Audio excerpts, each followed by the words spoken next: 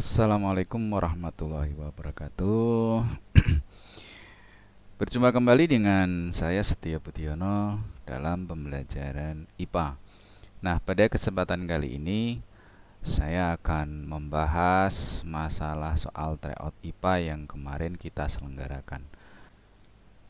Oke, untuk soal nomor 1, nah ini kalau anak-anak lihat berhubungan dengan pengukuran ya. Di sini kita diminta untuk menghitung massa air di dalam gelas ukur.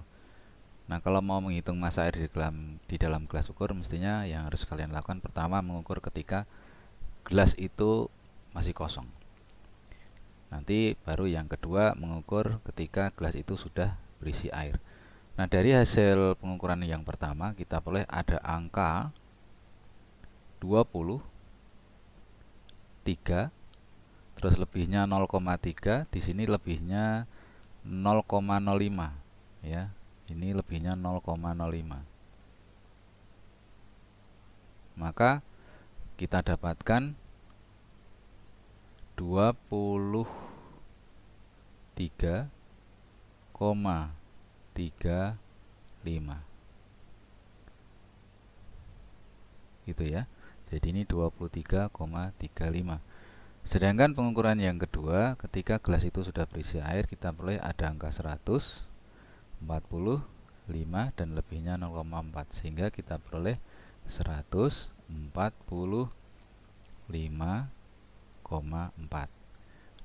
Jadi untuk massa airnya itu adalah selisih dari ini, kedua data ini. Kita hitung 145,4 kita selisih dengan 23,35.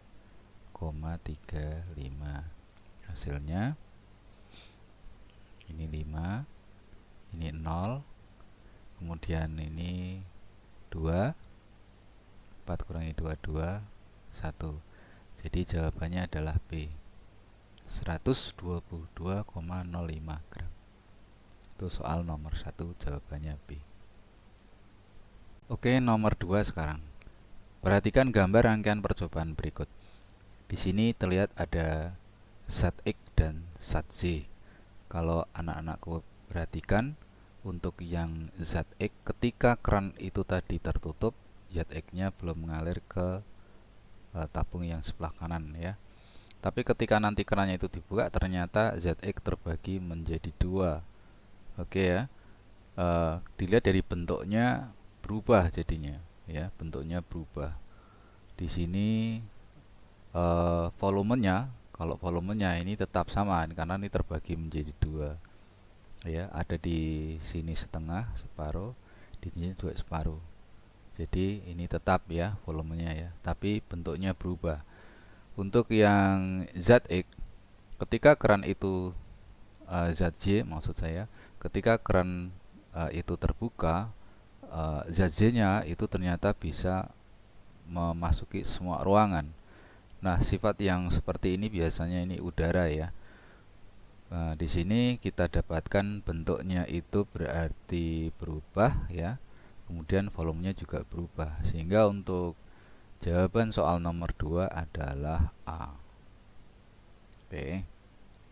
Untuk nomor 3, perhatikan pernyataan berikut ini. Ya, yang pertama ada warna kecoklatan pada buah apel yang dibiarkan setelah dipotong. Kemudian yang kedua perkaratan pada besi. Ketiga terbentuknya gas pada adonan kue setelah didiamkan. Keempat terbentuknya endapan pada air keruh yang didiamkan. Kelima warna kuning pada nasi kuning yang diberi kunyit.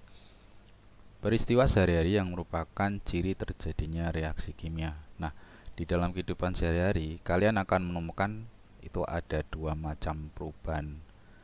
Ada perubahan fisika dan perubahan kimia. Nah, di sini yang ditanyakan yang terkait dengan perubahan kimia ya, karena adanya perubahan kimia itu berarti bisa terbentuknya zat yang baru. Oke ya. Nah, itu dilihat karena di dalam perubahan kimia itu ada reaksi kimia. Nah, mana yang dari pernyataan ini yang benar, yang berhubungan dengan ciri terjadinya reaksi kimia? Itu yang pertama, itu jelas ya, karena warna kecoklatan pada buah apel setelah dipotong itu kan berubah warna ya. Nah, kemudian pada besi. Besi itu karena terpengaruh oleh udara dia akan mengalami perkaratan. Jadi satu oke, benar, kemudian kedua juga benar. Kemudian terbentuknya gas pada adonan kue setelah didiamkan ya. Ini juga benar. Tapi kalau yang 4 ini termasuk fisika, kemudian yang kelima juga termasuk fisika. Sehingga untuk nomor 3 jawabannya adalah A. Untuk pembahasan soal nomor berikutnya itu nomor 4. Nah, ini berhubungan dengan teori atom. Baik, lihat pernyataannya ya, bahwa atom stabil itu apabila elektron di kulit luarnya itu jumlahnya 8 ya. Jumlahnya 8. Nah, untuk atom itu berusaha untuk membentuk supaya dia itu nanti menjadi stabil. Itu kalau mendapatkan elektron di kulit paling luarnya berjumlah 8 ya. Tetapi di sini kalau misalkan dia itu batasnya ya, batasnya itu biasanya 4. Jadi kalau 4 tuh bisa dia mengambil atau menambah, bisa juga membuang atau mengurangi. Nah, nanti jadi batasnya 4 yang jadi tolak ukurnya. Kita lihat dari kulit luarnya untuk yang natrium ya. Kalau natrium ini cuma ada 1 elektron di luarnya, ini ada 1. Sedangkan yang klor ya, yang atom klor ini ada 1, 2, 3, 4, 5, 6, 7. Ini ada 7 elektron. Nah, kalau dia itu di bawah 4, dia kecenderungannya melepas ya. Jadi ini nanti ini dilepas. Nanti ini dilepas. Kalau dia itu jumlahnya lebih dari 4, dia cenderungnya menerima. Jadi ini nanti menerima. Nah, supaya stabil kan dia harusnya jumlahnya 8. Sehingga untuk yang klor, dia itu nanti akan menerima 1 elektron.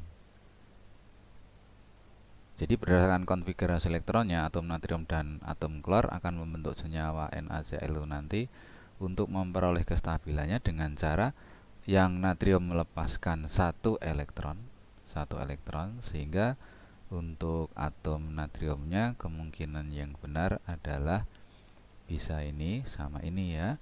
Kemudian yang atom klor itu dia kecenderungannya akan menerima 1 elektron, sehingga yang benar bisa ini sama ini. Nah, maka untuk jawaban nomor 4 yang tepat adalah B.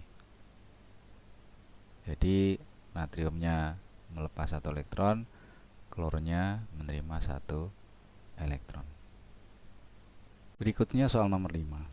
Nah, untuk soal nomor 5 ini berhubungan dengan pemisahan campuran. Nah, pemisahan campuran itu metodenya ada filtrasi, destilasi, kristalisasi, dan sublimasi.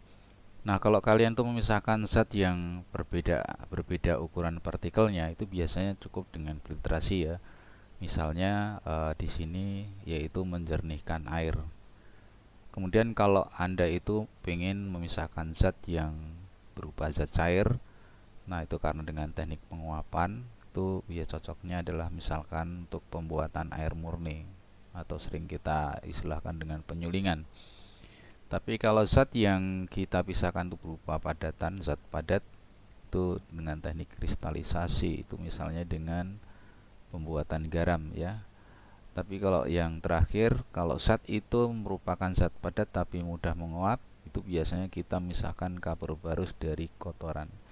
Sehingga untuk nomor 5, contoh kegiatan dan metode pemisahan campuran yang tepat adalah jawabannya C. Demikian anak-anakku yang bisa saya sampaikan untuk pembahasan tentang tryout IPA tahap 1 untuk bagian IPA Fisika. Mudah-mudahan apa yang saya sampaikan ini bermanfaat buat kalian semua. Dari saya cukup sekian. Assalamualaikum warahmatullahi wabarakatuh.